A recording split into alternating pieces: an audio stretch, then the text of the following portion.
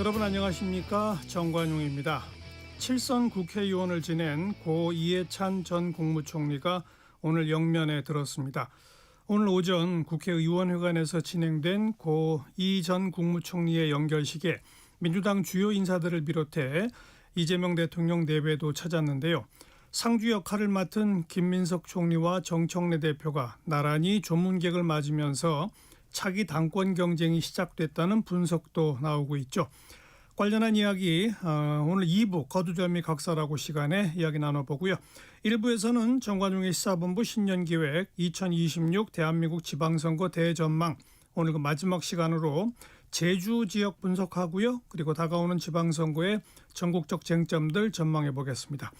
1월 31일 토요일 정관용의 시사본부 시작합니다. 먼저 도로공사 연결해서 이 시각 고속도로 상황 전해드리죠. 황서희 씨. 네, 오늘 낮부터 기온이 차차 오를 텐데요. 이 때문에 지난 주말과 비교해 고속도로의 교통량이 다소 증가하겠습니다. 현재 고속도로는 지방 방향 최대 정체 예상 시간대를 막 지났습니다. 특히나 충청권 상황이 가장 불편한데요. 먼저 사고 지점입니다. 30번 당진대전선 대전 방향 마곡산 아들목 부근에 위치한 해월터널 내부 1차로에서 사고가 났습니다. 이 일대 후방 정체도 2km로 길어졌고요. 터널 내부인 만큼 전방 주시 더욱 철저히 해주셔야겠습니다. 25번 논산-천안선 논산 쪽 정안휴게소부터 정우터널까지 5km 힘겨운데 정우터널 부근 1차로에서는 정체 구간 속에서 사고까지 발생했습니다. 미리 차로 변경에 유의해 주시길 바랍니다. 45번 중부내륙선 창원 방향은 교통량으로 인해 충청권을 진입하는 길부터 막히는데요. 여주분기점부터 감곡까지 6km 구간 어렵고요. 1번 경부고속도로는 양방향 충청권 이동이 어렵습니다. 부산 방향은 천안 지역 안에서 총 14km 가까이 밀리는 가운데 천안 분기점부터 천안 휴게소까지 지나시는데 20분 정도 소요되겠고요. 반대 서울 쪽은 옥산 분기점부터 독립기념관 나들목까지 12km 구간 가장 버겁습니다. 지금까지 한국도로공사 교통센터 황서희였습니다.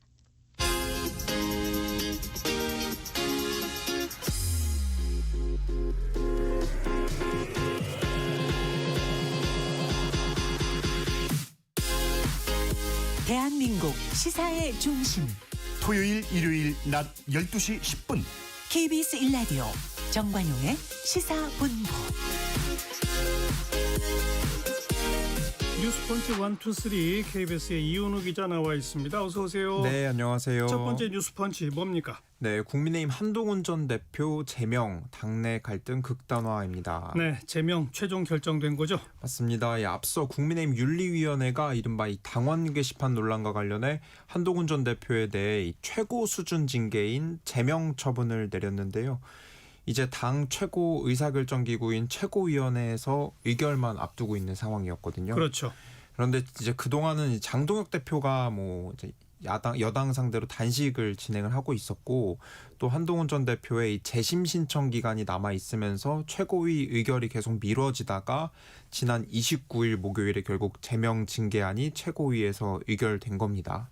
의결권이 있는 지도부 9명 중에 우재준 청년 최고위원이 반대, 그리고 양양자 최고위원이 찬성이 아닌 기권이었다고 밝히면서 7명가량이 찬성을 던진 거로 보입니다. 한동훈 전 대표 즉각 국회를 찾아 입장을 밝혔는데요. 저를 제명할 수는 있어도 국민을 위한 좋은 정치의 열망을 꺾을 수는 없다. 우리가 당과 보수의 주인이다. 절대 포기하지 말고 기다려달라. 반드시 돌아오겠다. 이렇게 밝혔습니다.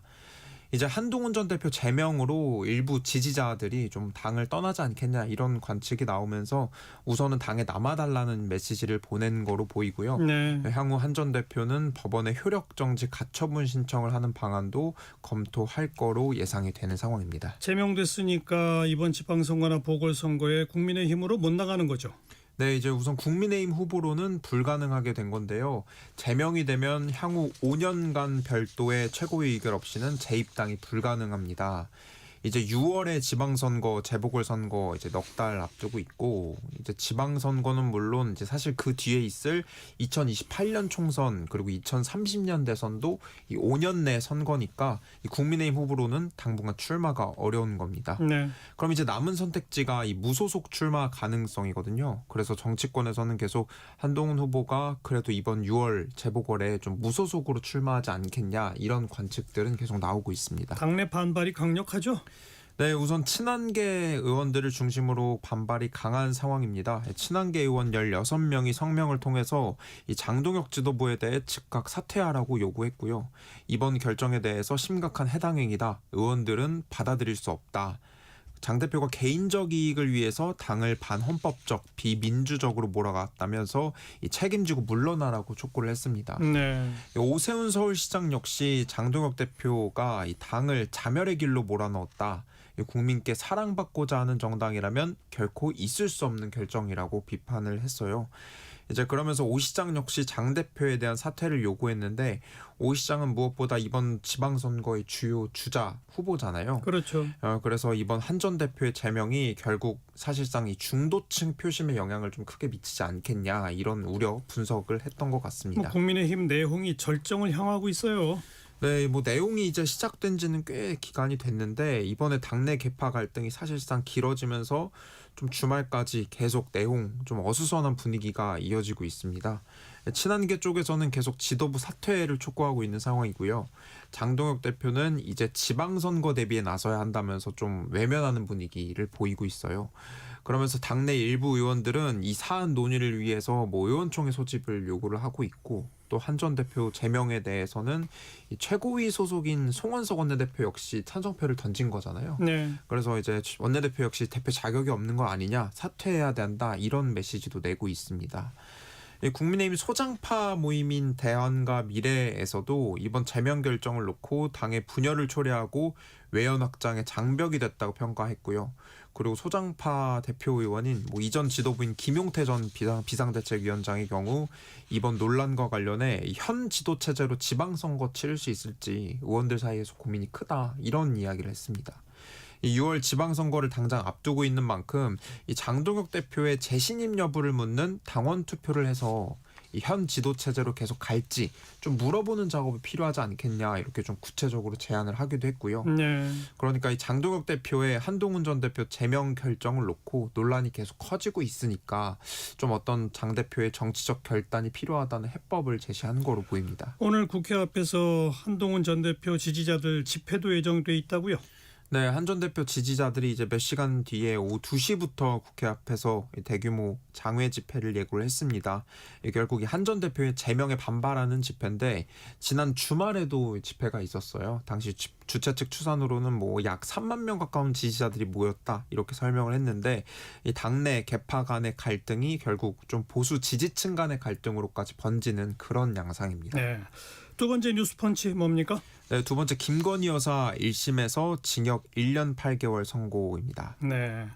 구형보다는 아주 작은 선고예요. 네, 이 지지난주에 그러니까 2주 전에 윤석열 전 대통령에 대한 선고가 있었고, 이어서 김건희 여사까지 1심 선고에서 유죄를 받으면서 이 전직 대통령 부부가 헌정사 최초로 실형을 선고받게 된 겁니다.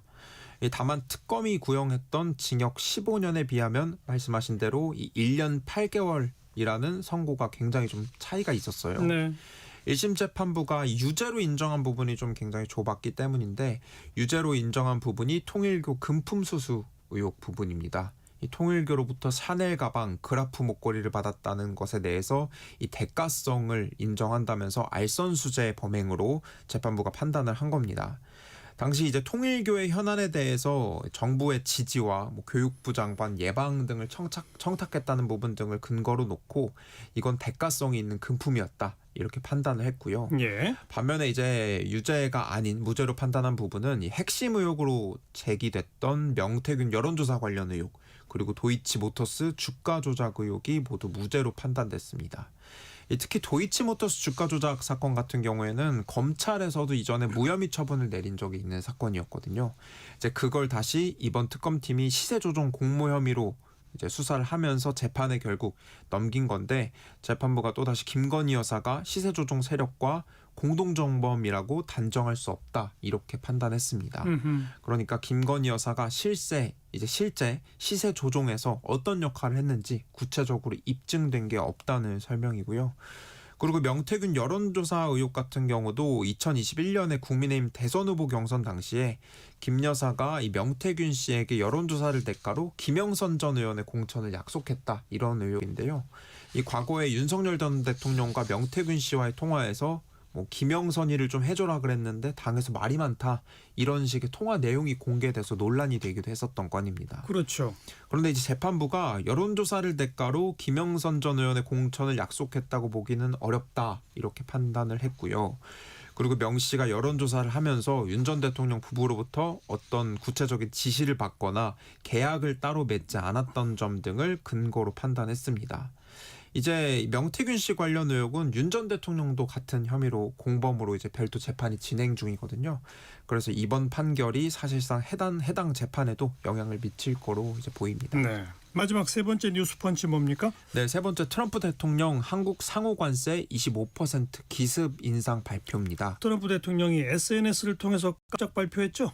네, 이제 이번 주 트럼프 대통령이 갑작스럽게 한국 국회가 한미 무역 합의를 이행하지 않고 있다면서 자동차, 목재, 의약품 관세와 한국에 대한 모든 상호 관세를 15%에서 25%로 그러니까 10%포인트 인상한다고 못 박은 겁니다. 이제 앞서 지난해 한미 관세 협정이 체결되면서 상호 관세를 15%로 합의를 이미 했거든요. 그리고 그 안에 이제 한국의 대미 투자 내용이 합의 안에 담겼었는데 그랬죠. 그런데 트럼프 대통령이 갑작스럽게 한국이 후속 조치를 하지 않는다 이렇게 말하면서 관세 압박에 나선 겁니다. 이제 구체적으로 한미 무역 합의가 왜 한국 국회에서 법제화되지 않고 있냐 이렇게 국회를 향해서 지적을 했습니다. 우리 정부가 밝힌 입장은요. 전혀 사전에 관련 내용들을 통보받거나 세부 설명을 듣지 못했다 이렇게 밝혔고요. 미국 측에 우선 관세 합의 이행 의지를 전달을 했고 그리고 책임 원인으로 지목된 국회도 굉장히 당일날 당혹스러워하는 그런 분위기였습니다. 그렇겠죠. 이제 한미 관세 합의 후속 조치인 대미투자 특별법안이 국회에 지금 6건이 발의되어 있는 상황인데 사실 발의만 되고 구체적인 논의는 좀 2달간 계속 없었던 상황이긴 했습니다. 그런데 여당인 민주당 측에선 의도적으로 법안을 지체한다거나 그런 것은 아니다 이렇게 밝혔고 이게 숙려기간이었다 이런 해명을 내놨어요. 그런데 국민의힘 층에서는 정부 여당이 전혀 미국 측의 기류를 읽지 못하고 손 놓고 있었던 게 아니냐 이렇게 비판을 했습니다. 김정관 산업부 장관이 즉각 미국 현지로 갔죠? 네, 이제 곧바로 김정관 장관이 러트닝 미 상무장관과 만나서 이틀 연속 협의에 나섰습니다. 그런데 이제 결과적으로 어떤 결론을 내지는 못했어요. 이제 김 장관은 대화가 더 필요하다, 협상이 진행 중이다 이렇게 짧게 취재진의 입장을 남겼고요. 김 장관이 이제 이틀 내내 협의 내용에 대해서는 대미투자 특별법을 비롯해서 한국이 미국에 대한 투자 이행 의지가 있다는 점을 좀 구체적으로 설명을 했고 관세를 다시 올리지 않도록 설득했다 이렇게 설명을 했습니다. 이제 아직 결론이 나지 않은 만큼 김 장관이 이제 오늘 한국에 귀국해서 또다시 미국 측과 화상 협의 등을 통해서 계속 대화에 나가겠다고 밝혔는데 아무래도 당장은 좀 더 시간을 두고 지켜봐야 할 것 같고요. 네. 이제 다만 이제 지난해 관세가 다시 25%로 올라간다면 이제 산업들 피해는 좀 커질 수밖에 없거든요. 당장 그리고 올리지 않다고 하더라도 25%로 올라갈 수 있다는 이런 불확실성 자체가 좀 산업에 부담이 될 수밖에 없다. 이렇게 관측이 되고 있습니다. 특히 미국 수출 비중이 굉장히 큰 자동차 업계에서는 지난해만 해도 미국 수출액이 굉장히 많이 감소를 했고 네. 그리고 지금 자동차 다른 경쟁국인 EU나 일본 같은 경우에는 15% 관세가 그대로 유지되고 있는 상황이잖아요. 그래서 자동차 업계에서는 당장 대규모 손실을 우려하는 그런 목소리도 나오고 있습니다. 네. 자, 이현우 기자 수고하셨습니다. 네, 감사합니다. 정관용의 시사본부 듣고 계십니다. 12시 25분 향해 갑니다. 기상청 교통정보센터 자리로 연결합니다.